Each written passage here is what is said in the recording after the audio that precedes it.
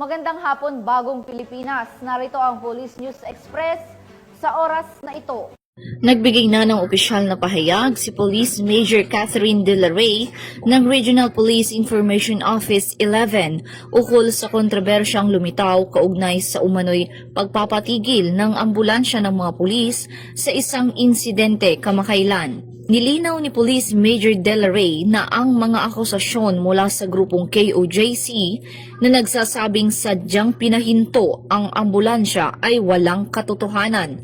Aniya, agad na tumugon ang medical team ng PNP at nagbigay ng kinakailangang medikal na tulong sa lahat ng mga sangkot. Dagdag pa niya, anumang pahayag na nagmumungkahi ng kabaliktaran ay isang pagtatangka na linlangin ang publiko at baluktutin ang katotohanan.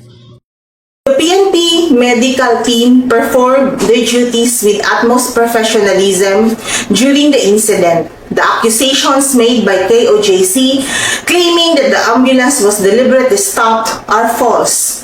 The footage they are using to support their claims does not align with the actual timing of events.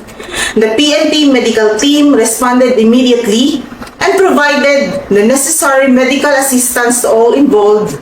Any suggestion otherwise is an attempt to mislead and distort the truth. At para sa iba pang napapanahong balitang pampulisya, laging tumuto sa Police News Network, alagad ng batas, tagataguyod ng balitang pulis.